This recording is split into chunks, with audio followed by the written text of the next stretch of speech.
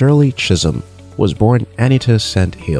on November 30, 1924 in Brooklyn, New York. Her parents were Caribbean immigrants to the United States. Shirley's parents were not well off financially.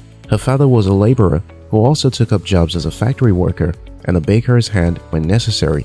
Her mother's occupation were dressmaking and homekeeping.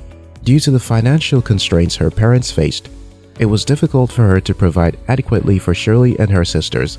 So in 1929, she and her two sisters were sent to live for a while with their maternal grandmother in Barbados. There, Shirley had her early years of education in one of the traditional British schools common in Barbados. She returned to New York, United States from Barbados on May 19, 1934, when she was approaching her 10th birthday. Shirley had her high school education in Girls High School, Brooklyn, and proceeded to Brooklyn College, where she obtained a Bachelor of Arts degree cum laude in 1946. Shirley's interest in people and politics was stoked by her father's involvement as a supporter of Right Honorable Marcus and trade union members. In college, she participated in several debate competitions and won prizes for her brilliant debating skills. She was also a member of the Harriet Tubman Society and actively played advocacy roles that bordered, amongst other concerned, on women's involvement in government and the call for black soldiers to be co-opted into the military during World War II. After graduating from college, Shirley was employed as a teacher's assistant at the Child Care Center in Harlem, New York City. In 1949, she married Conrad O. Chisholm, who was a Jamaican immigrant to the United States in 1946. That marriage changed her surname to Chisholm. While teaching in the nursery school, Shirley took the step to upgrade her qualification with a Master of Arts degree in elementary education from Teachers College at Columbia University. Afterwards, she became an educational consultant for the Division of Daycare in New York City.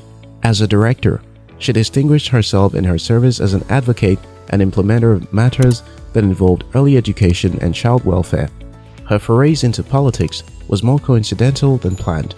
She had joined an organization, the Unity Democratic Club, and had campaigned for its leader, Thomas R. Jones, to be elected into an assembly seat in 1960, but Jones lost.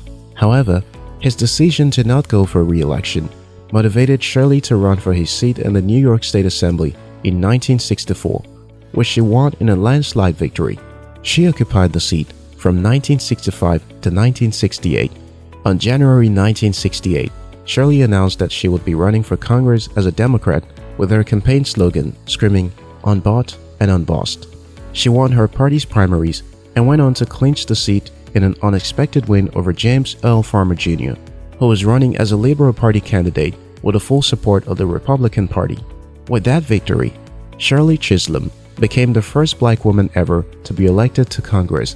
She was also the only woman elected into Congress that year. In 1972, she made history once again as the first black major party candidate to run for President of the United States, and also the first woman ever to run for the presidential nomination under the Democratic Party. Have you ever had to shrink back from great achievements you feel you're qualified for, all because of what people would say or think of you? Hear William Gilmore Simms. The dread of criticism is the death of genius. Know this day that your critics are doing their job and won't stop no matter what you do or don't do. Never ever choose mediocrity for their sake.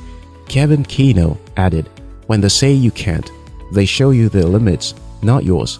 The fears people entertain on your behalf aren't yours to have too. If you think there are certain feats you can't accomplish, they only need to watch you prove them right or wrong." Jim Carrey summed it up, "Maybe other people will try to limit me, but I don't limit myself." You are your own game changer. Whatever you will is what becomes. Go out there and break some old limits.